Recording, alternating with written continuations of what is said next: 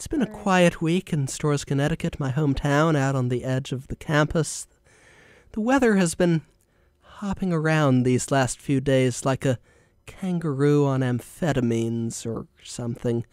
We might have a bright sunny day with temperatures in the 80s one day, only to wake up the next morning and be greeted by an overcast, rainy day with temperatures in the 60s. And even when the temperature returns to the 80s, which usually happens the following day, the rain lingers, and so does people's confusion about the weather, which clouds up their minds like some sort of cloud.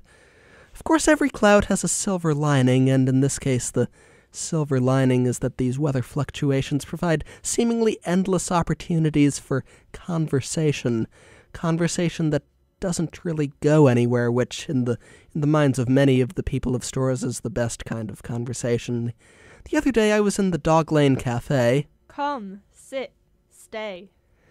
And I went up to the first random person I saw and asked her, "So, do you have any idea what might account for this rather bizarre fluctuation in temperature?"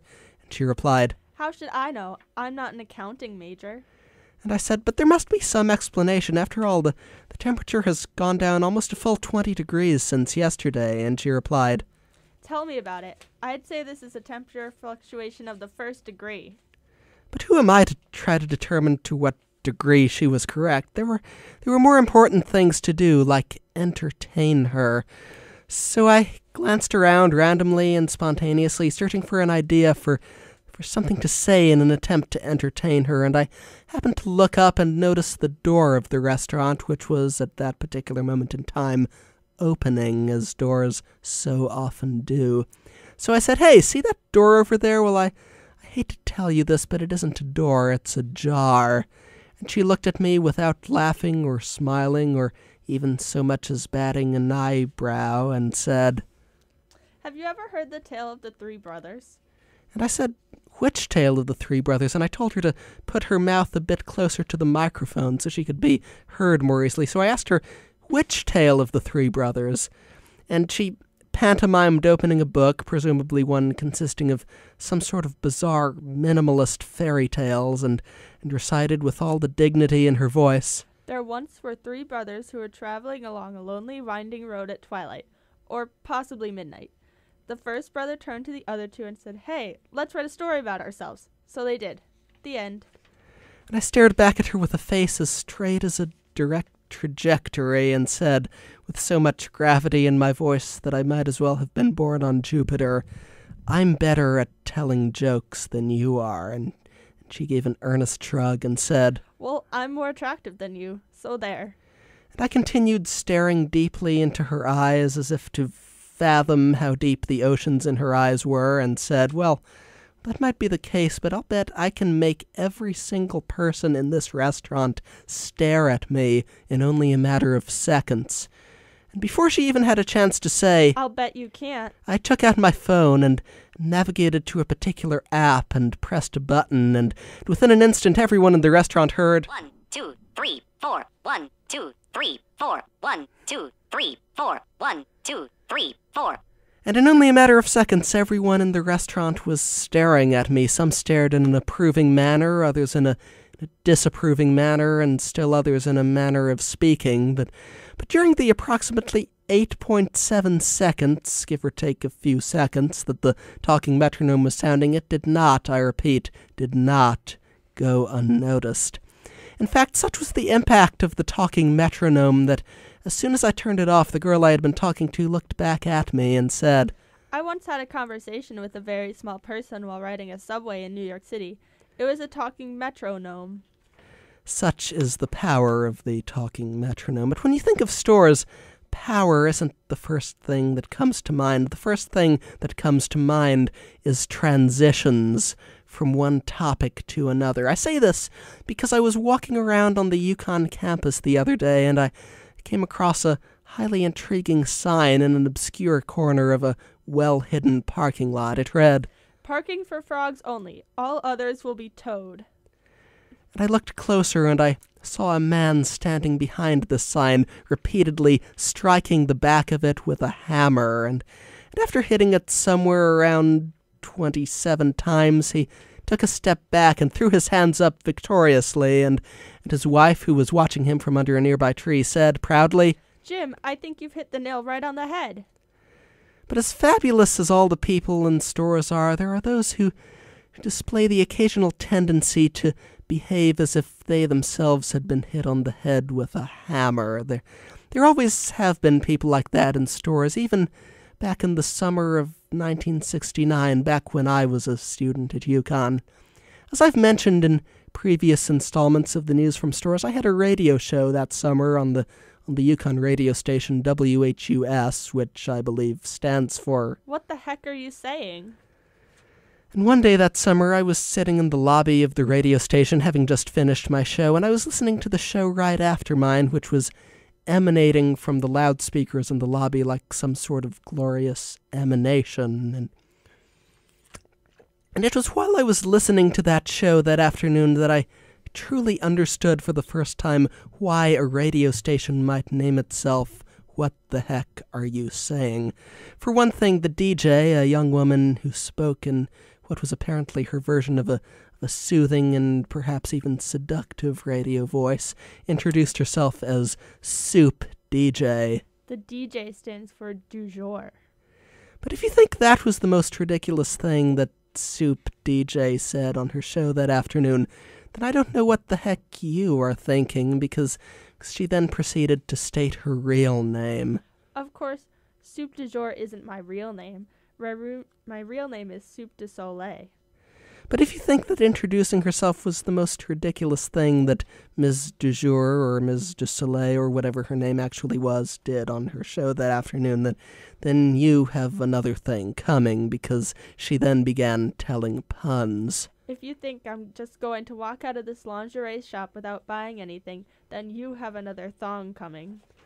But if you think that telling puns about such a risque topic as lingerie was the most risque thing that Ms. du Soleil or whatever did on her show that afternoon, then you would be wrong once again, because she then started talking about the music she was going to play, and she did so in a very philosophically random, yet at the same time soothing and perhaps even seductive manner of speaking.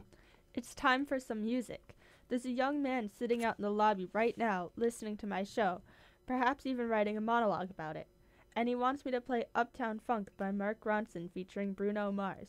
Well, I hate to tell you this, mister, but that song won't be written for another 46 years. So much for that idea.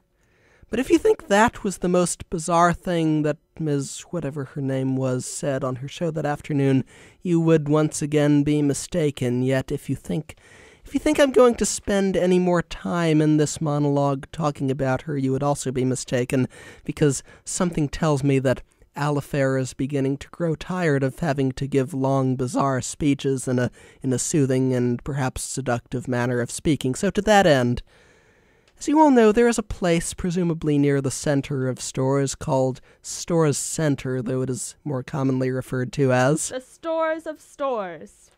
But contrary to what many people would have you believe, stores are far from the only things that can be found in Storrs Center. There are parking garages, paving stones, restaurants such as the Dog Lane Cafe. Come, sit, stay. And of course there's the town square, which has the occasional tendency to attract performers of a rather unique and unusual quality. The other day there was a woman standing at a microphone in one corner of the town square, and she was making a rather ambitious claim to the people standing near her. Ask me any question and I will answer with only one word.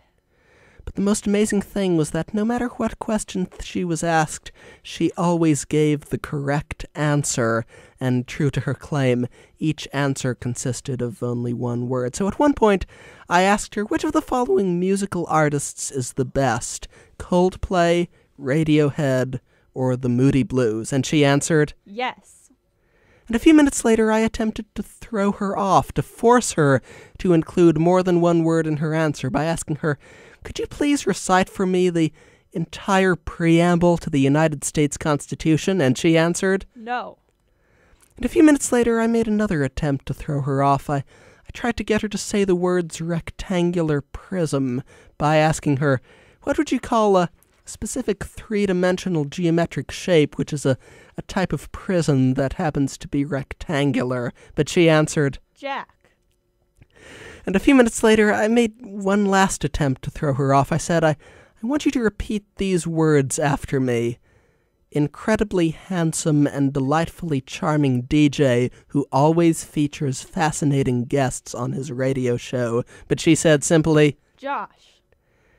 You never know who you'll find in Storrs Center, or even whom you'll find in Storrs Center. A few days ago, there was a young, aspiring social justice activist who was walking around the town square while holding up a sign and occasionally going up to random people and yelling, Save the insects. And on the sign she was holding there was a picture of what appeared to be an abnormally small dragonfly that had fallen into a puddle of water and was waiting to be rescued. So I went up to her and said, What is that? And she replied, Oh, that? It's a damselfly in distress. But of the many fascinating people I've encountered in Storrs Center these last few days, my favorite by far has to be the lady with the one-word answers. I so enjoyed the brief encounter I had with her that she has visited me in my dreams almost every night since then, and in those dreams I ask her questions because I know that if there's anyone who will give me a straightforward and truthful answer to any question I ask, it's her. But what kinds of questions? Well, one of the first things I asked her was, What kinds of questions do you think I should ask you? And she replied, Scandalous. So I asked her, Is there anyone I am currently obsessed with? And she replied, Me. And then I asked her, Is there anyone else who has been known to visit me regularly in my dreams, at least within the constraints of fictional stories and monologues I have written? And she replied, Maya. Then I asked her, Who writes the most amazing stories and poems the world has ever known? And she replied, Owen. And then I asked her, Who, besides my immediate parents, is the most loyal listener to my radio show? And she replied, Scotty. And then I asked her, Do you think the remainder of the monologue I'm currently writing should consist almost entirely of the conversations I have with you in my dreams? And she replied, Yes. So next I asked her, If you took the words amazing, stage, manager, and Alafair and strung them all together so that they formed one word, how would that word sound? And she replied, Terrible. And then I asked her, What is the last word of this monologue going to be? And she replied, Average. And finally I asked her, When do you think I should bring this monologue to an end once and for all? And she replied, Now. And that's the news from Storrs, Connecticut, where all the women are strong, all the men are good-looking, and anyone who wears a flower crown is above average. Yeah.